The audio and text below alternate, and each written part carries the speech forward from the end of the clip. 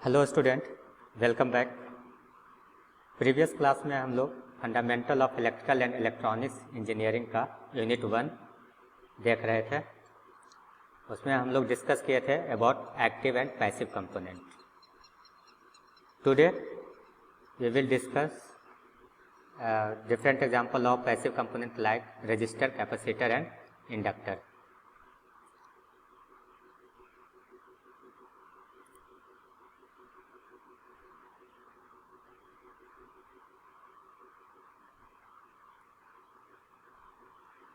Okay, तो first हम लोग देखते हैं रजिस्टर। यहाँ पर हम लोग देख सकते हैं this one is the figure of resistor. Okay, resistor क्या होते हैं? Resistor is a passive two terminal electrical component to create resistance in the flow of electric current. Means resistor एक ऐसा पैसिव कंपोनेंट है जो कि करंट के flow को वो रुकावट पैदा करती है, उसको अपोज करती है। इसका मतलब ये हुआ कि वो फ्लो ऑफ करंट को रिड्यूस कर रही है, करंट के वैल्यू को रिड्यूस करेगी, फर्स्ट वन। सेकेंड वन, अगर वो करंट के वैल्यू को रिड्यूस कर रही है तो वहाँ पर वोल्टेज ड्रॉप होगी। फाइन। रजिस्टर एक कंपोनेंट है और उसका जो प्रॉपर्टी है अपोजिंग प्रॉपर्टी, मतलब कि जो करंट को फ्लो को रोकने की जो प्रॉपर्टी है उसको हम लोग क्या बोलते हैं? रेजिस्टेंस।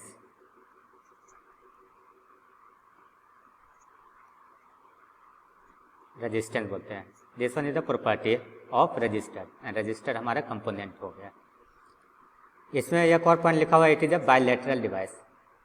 मतलब कि जो हमारा अगर ये रजिस्टर हम लोग है जो कि एक सर्किट में लगाए हुए हैं, ये पॉइंट हो गया हमारा A, this one is the B. अगर इसको है जो कि उस सर्किट में अगर इसको चेंज करके भी अगर लगाते हैं तो जो प्रॉपर्टी पहले जो हमारा दे रहा था वही प्रॉपर्टी इस टाइम भी देंगे। अगर सपोज कि हम लोग बी पॉइंट को है जो कि बी टर्मिनल को हम लोग पहले कर देते हैं, इसको बी टर्मिनल को पहले कर देते हैं और ए टर्मिनल को अपोजिट करके लगा देते हैं तो प्रॉपर्टी इसका कोई चेंज नहीं होगा। ओके, इसलिए इसको बोला गया है बायलैटरल डिवाइस। लेकिन हम लोग जो एक्टिव कंपोनेंट में देखे थे डायोड के बारे में, तो डायोड ऐसा नहीं होता है। वो अगर उसका हम लोग है जो कि पोलैरिटी चेंज कर देते हैं या उसका कनेक्शन चेंज कर देते हैं तो वो उसका प्रॉपर्टी भी चेंज हो जाती है। फाइन, नेक्स्ट देखते हैं। नेक्स्ट यहाँ पर ये देखना है ओम्स लॉ। ये जो है रजिस्टर जो फॉलो करती है वो ओम्स लॉ को फॉलो करती है। ओम्स लॉ क्या बताते हैं कि किसी भी कंडक्टर में, किसी भी मटेरियल में जो है हमारा वोल्टेज अक्रॉस 2 पॉइंट जो प्रोपोर्शनल होती है उस फ्लो ऑफ करंट के, जो भी हमारा करंट फ्लो कर रहा है, एक अगर सपोज के हमारा एक ये रेजिस्टेंस है, इसमें कोई करंट फ्लो कर रहा है तो ये प्रोपोर्शनल होगा हमारा potential difference between this 2 point. मतलब क्या हो गया हमारा V प्रोपोर्शनल टू I हो गया, यह ओम लॉ बताता है। और अगर हम लोग यहाँ से अगर हम लोग प्रोपोर्शनलिटी हटाते हैं तो V इजिकल टू क्या हो जाएगा R इंटू I। यहाँ पर हमारा R क्या हो गया? रेजिस्टेंस हो गया। फाइन, तो ये ओम्स लॉ को फॉलो करता है। थर्ड पॉइंट है unit of resistance. Unit of resistance क्या होता है? हमारे ओम होते हैं, OHM, ohm. And symbol of the resistance हमारा ये रेजिस्टेंस का ये सिंबल हो गया। ठीक है। अब हमारा जो ये रजिस्टर जो है, एक तो ये हमारा एक रजिस्टर कंपोनेंट हो गया। सेकेंड पॉइंट ये होता है कि जो रेजिस्टेंस किसी भी मटेरियल में होता है, किसी भी मटेरियल में हो सकता है। एक कंडक्टर है उसमें भी रेजिस्टेंस होते हैं। कोई भी मटेरियल जो हमारे करंट को अपोज कर रहा है, करंट के फ्लो को अपोज कर रहा है, तो वहाँ पर रेजिस्टेंस होंगे। रेजिस्टेंस का कुछ वैल्यू हमारा होगा। सपोज कि ये हमारा अगर अरे करंट का फ्लो को क्या बोलते हैं? फ्लो ऑफ इलेक्ट्रॉन बोलते हैं। फ्लो ऑफ इलेक्ट्रॉन ही अगर हो रहे हैं तो करंट का फ्लो हो रहा है। सपोज कि यह हमारा एक कोई भी कंडक्टर है, इसमें हम लोग जो कि एक वोल्टेज सप्लाई दे रहे हैं, तो इधर से हमारा क्या हो रहा है? इलेक्ट्रॉन का फ्लो हो रहा है। कोई भी कंडक्टर में हमारे इलेक्ट्रॉन है, इलेक्ट्रॉन में हमारा क्या होता है? किसी एटम का जो आउटरमोस्ट जो होता है, आउटरमोस्ट वैलेंस इलेक्ट्रॉन जो होते हैं वही फ्री इलेक्ट्रॉन होते हैं जो कि मूव करता है। तो यहाँ से अगर हम लोग वोल्टेज सप्लाई दे रहे हैं तो इलेक्ट्रॉन का मूवमेंट हो रहा है, लेकिन इसमें बहुत सारे एटम है जो कि उसको क्या करेगा? अपोज करेगा, उसको फ्लो करने का, एक स्मूथ फ्लो करने से रोकेगा। तो उसको क्या बोलेंगे हम लोग? रेजिस्टेंस बोलेंगे। तो रेजिस्टेंस का वैल्यू क्या क्या चीज़ पे डिपेंड करता है? ओके, ठीक है, कोई बात नहीं। यहाँ से रेजिस्टेंस का वैल्यू क्या क्या चीज़ पे डिपेंड करेगा वो देखते हैं, किस किस फैक्टर पे हमारा डिपेंड करेगा। तो फर्स्ट जो है रेजिस्टेंस जो होता है proportional to length of conductor होता है। किसी भी अगर कोई भी हम लोग कंडक्टर लेते हैं, सपोज कि ये हमारा कंडक्टर है,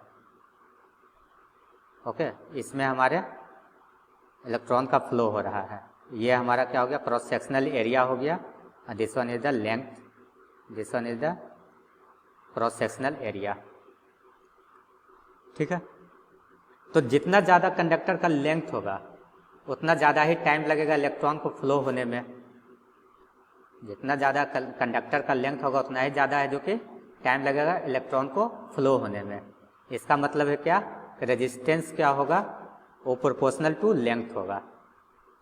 सेकेंड थिंग कि जितना कम अगर क्रॉस सेक्शनल एरिया होगा, जिस वन यहाँ से देख सकते हो, यह क्रॉस सेक्शनल एरिया जितना कम होगा उतना ही ज़्यादा डिफ़िकल्टी होगी इलेक्ट्रॉन को मूवमेंट करने में।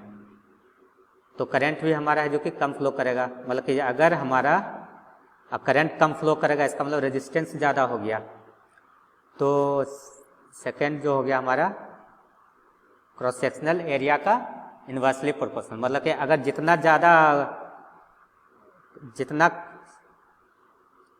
जितना कम एरिया होगा उतना ज़्यादा रेजिस्टेंस होगा, क्योंकि इलेक्ट्रॉन को मूव करने में है जो कि डिफ़िकल्टी हो रही है। और अगर डिफ़िकल्टी हो रही है मतलब कि अपोजिशन हो रही है, रुकावट पैदा हो रही है, मतलब कि रेजिस्टेंस उसमें है, तो रेजिस्टेंस इंक्रीज होगा। सेकेंड थिंग से ऐसे देख सकते हैं कि अगर एरिया को हम लोग इंक्रीज करेंगे रेजिस्टेंस का वैल्यू कम होंगे। तो यहाँ से हम लोग 2 पॉइंट देखें। First one is the resistance जो है प्रोपोर्शनल है लेंथ का, और second one resistance inversely proportional हो गया क्रॉस सेक्शनल एरिया का। ये फर्स्ट वन डायरेक्टली प्रोपोर्शनल हो गया था, ये इन्वर्सली प्रोपोर्शनल। अगर ये दोनों को लिखते हैं अगर, तो क्या हो जाएगा? R is proportional to L upon A। Okay, तो यहाँ से अगर प्रोपोर्शनल हटाते हैं तो क्या हो जाएगा हमारा? R is equal to rho L upon A। और इसको हम लोग क्या बोलते हैं? Resistivity of material. Resistivity of material, इसका यूनिट जो हो जाएगा हमारा वो क्या हो जाएगा? ओम मीटर। ओम मीटर हो जाएगा। फाइन, तो यहाँ से ये चीज़ें हम लोग निकाल सकते हैं। एक चीज़ और देख सकते हैं यहाँ से कि हम लोग देख रहे हैं कि अगर रेजिस्टेंस अगर उसमें है तो करंट का फ्लो कम हो रहा है, कंडक्टिविटी कम हो रही है। करंट का फ्लो कम होने को लगे उसका में कंडक्टिविटी कम हो रही है। तो ये रेजिस्टेंस जो है वो प्रोपोर्शनल होता है, इन्वर्सली प्रोपोर्शनल ऑफ कंडक्टिविटी होते हैं। रेजिस्टेंस जो है हमारा कंडक्टिविटी का इन्वर्सली प्रोपोर्शनल होता है। जितना ज़्यादा रेजिस्टेंस रहेगा उतना कम ही हमारा कंडक्टेंस होगा। ठीक है, मतलब कंडक्टेंस जो हो गया हमारा, कंडक्टेंस इक्वल टू जो हो गया हमारा 1/R हो गया। Conductance is equal to 1/R हो गया। फाइन, और यह कंडक्टेंस का यूनिट जो होता है हमारा वो महो होता है। ओम का उल्टा हो जाता है महो। ठीक है, तो रेजिस्टेंस को एक पॉइंट में हम लोग ये देख सकते हैं कि अपोजिंग, करंट को फ्लो को अगर अपोज कर रहा है तो उसी प्रॉपर्टी को हम लोग क्या बोलते हैं? रेजिस्टेंस। ठीक है, करंट के धारा को फ्लो करके में जो अपोजिशन आ रही है, रुकावट पैदा हो रही है, उसको हम लोग क्या बोलते हैं? रेजिस्टेंस।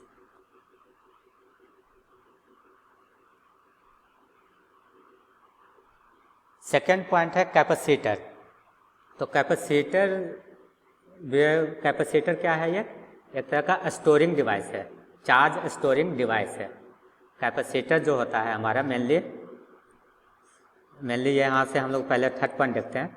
कैपेसिटर जो है कंटेन 2 पैरेलल कंडक्टिंग प्लेट।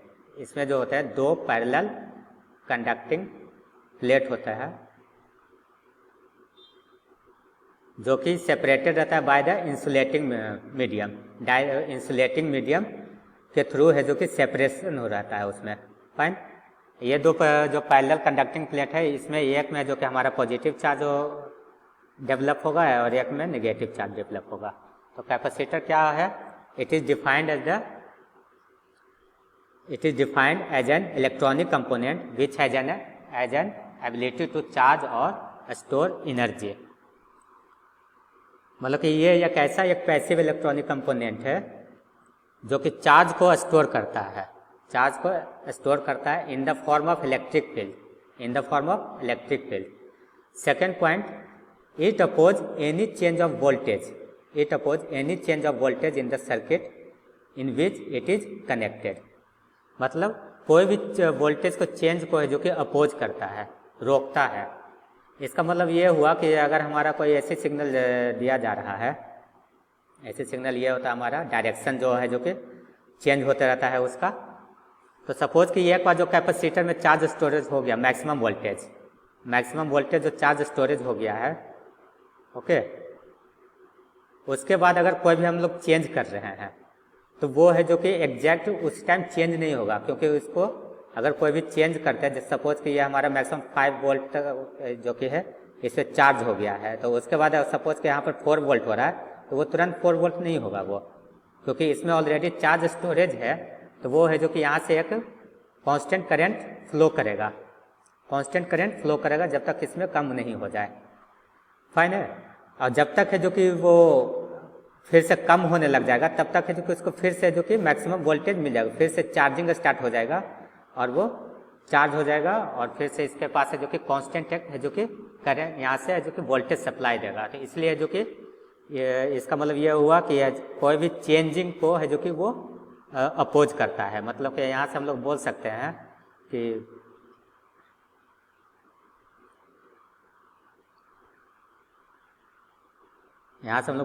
जो करंट जो यहाँ से निकलेगा वो प्रोपोर्शनल होता है dV/dt। तो यहाँ से फॉर्मूला एक और हो जाएगा हमारा I is equal to C dV/dt। ठीक है, यहाँ पर कैपेसिटर, ये C क्या हो गया? कैपेसिटर हो गया। ये हमारा सिंबल हो गया, कैपेसिटर का सिंबल हो गया दिस वन। अभी जो बताया था कैपेसिटर, तो एक हमारा 2 पैरेलल कंडक्टिंग प्लेट हो गया जो सेपरेट किससे रहता है? डाइलेक्ट्रिक इंसुलेटिंग मीडियम से सेपरेट रहता है। और कैपेसिटेंस क्या हो गया? वो एक प्रॉपर्टी हो गया जो कि अपोज करता है change in the voltage bye means of energy storage in the form of electrostatic energy. ठीक है, यहाँ से कैपेसिटर का एक और फॉर्मूला होता है Q/V। C is equal to Q/V। Q हमारा क्या हो गया? चार्ज ऑन द प्लेट हो गया और ये वोल्टेज सप्लाई हो गया। जो भी वोल्टेज हम लोग अप्लाई कर रहे हैं अक्रॉस द प्लेट, उसका वोल्टेज सप्लाई हो गया। यूनिट ऑफ कैपेसिटेंस क्या हो जाएगा? Faraday. Few application of capacitor क्या होता है? ये है जो कि डीसी को ब्लॉक करता है, डीसी करंट को है जो कि ब्लॉक करने के काम में आता है और एसी करंट को पास करने के काम में आता है। मतलब कि जो भी हम एसी से करंट देंगे उसको ये पास करेगा और डीसी अगर करंट दे रहा है तो उसको है जो कि अपोज करता है, रोक के रखता है। ठीक है, और ये मोटर को स्टार्ट करने के भी काम में आता है, क्योंकि वह स्टार्टिंग में क्या होता है? टॉर्क ज़्यादा तो होता है, लोड ज़्यादा होता है। तो कैपेसिटर एक स्मूथ है जो कि एक कांस्टेंट है जो कि वोल्टेज सप्लाई देता है, वहाँ पर कांस्टेंट करंट को सप्लाई देता है। इसलिए जो कि इसको है जो कि मोटर का स्टार्ट करने में काम आता है। फैन में देखते हो कि कैपेसिटर लगा हुआ रहता है, जिसको हम लोग पहले कंडेंसर बोलते थे। ओके,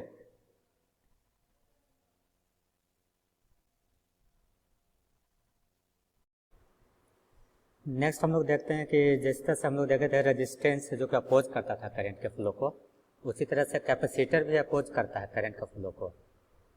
तो इसका मतलब है कि उसमें भी कुछ रेजिस्टेंस है, उसको हम लोग क्या बोलते हैं, कैपेसिटिव रिएक्टेंस बोलते हैं, कैपेसिटिव रिएक्टेंस बोलते हैं। तो उस कैपेसिटिव रिएक्टेंस को हम लोग जनरेट करते हैं एक्सी से, और इसका जो फार्मूला होता है 1/2πfc होता है। मीन्स जब कैपेसिटर करंट को फ्लो को अपोज कर रहा है तो उसमें क्या है, इसका मतलब है कि उसमें कुछ रेजिस्टेंस है उसमें, तो उसका फार्मूला क्या होता है 1/2πfc। यहाँ पर f जो है हमारा फ्रिक्वेंसी और एक c कैपेसिटर का वैल्यू है, ठीक है। और एप्लीकेशन इसका देख लिए थे कि ये डीसी को पास करता है कैपेसिटर, डीसी को ब्लॉक करता है और एसी को ये पास करता है। मतलब कि अगर कोई भी हम लोग एक डीसी करंट दे रहे हैं कैपेसिटर में, डीसी करंट अगर हम लोग दे रहे हैं तो इस टाइम में क्या होगा, हमारा करंट का वैल्यू क्या होगा, 0 होगा। फाइन। नेक्स्ट है हमारा इंडक्टर। इंडक्टर भी एक स्टोरिंग डिवाइस है, एनर्जी स्टोरिंग डिवाइस है। ये क्या करता है, in the form of magnetic field, in the form of magnetic field, जो कि इंडक्टर एनर्जी को स्टोर करता है। इंडक्टर होता क्या है, यहाँ पर देख सकते हैं डिफरेंट टाइप्स ऑफ इंडक्टर है ये।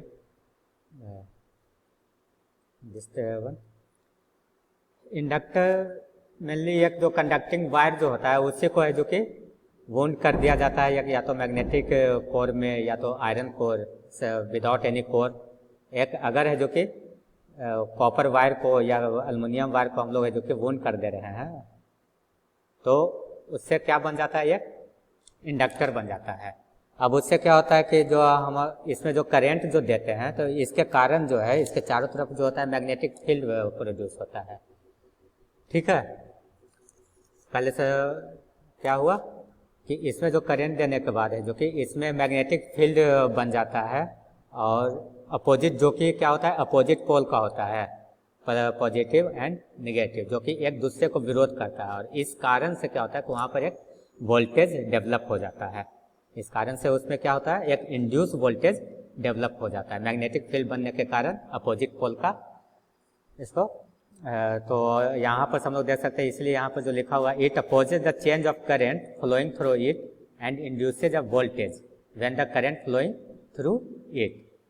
जिस तरह से कैपेसिटर में देखे थे कि क्या कर रहा था कि हम लोग जो भी वोल्टेज सप्लाई दे रहे थे तो जो वोल्टेज चेंज हो रहा था उसको जो कि अपोज कर रहा था और एक कांस्टेंट वोल्टेज सप्लाई देता था। उसी तरह से यहाँ पर क्या है कि ये अपोज कर रहा है चेंज ऑफ करंट को है जो कि अपोज कर रहा है, और उसके कारण जो मैग्नेटिक फील्ड जो बन रहा है तो वो उसी को बोलते हैं इंड्यूस्ड वोल्टेज बोलते हैं। तो यहाँ से हम लोग देख सकते हैं कि तो क्या होगा, V is proportional to di/dt। तो यहाँ से हम लोग लिख सकते हैं V is equal to L di/dt। Okay, ये भी स्टोरिंग एनर्जी डिवाइस है। वो है जो कि कैपेसिटर इलेक्ट्रोस्टैटिक फील्ड के फॉर्म में जो कि स्टोर कर रहा था, ये है जो कि मैग्नेटिक फील्ड के फॉर्म में स्टोर कर रहा है। इसको है जो कि हम लोग जो कि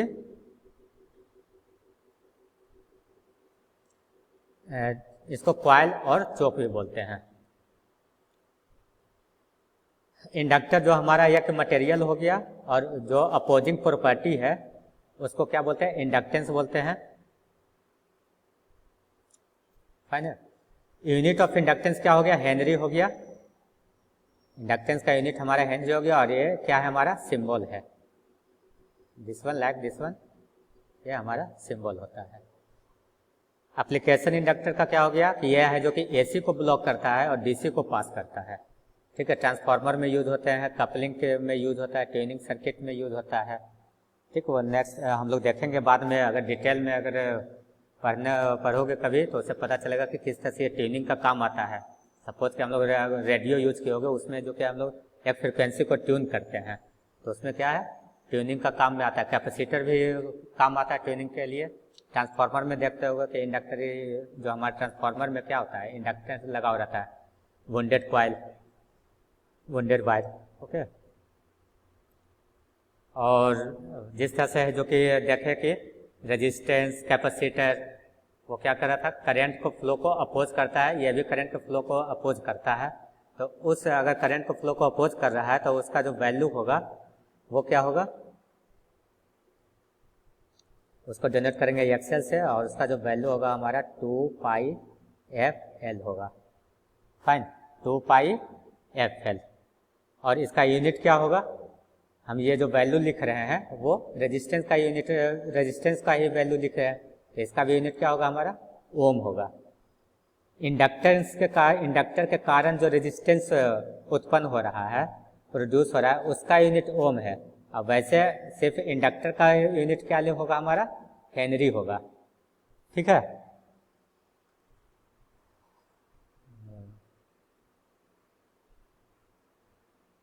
तो यहीं तक रखते हैं register, inductor, capacitor. Next class में हम लोग जो कि एक्टिव एलिमेंट को डिस्कस करेंगे। Okay, thank you.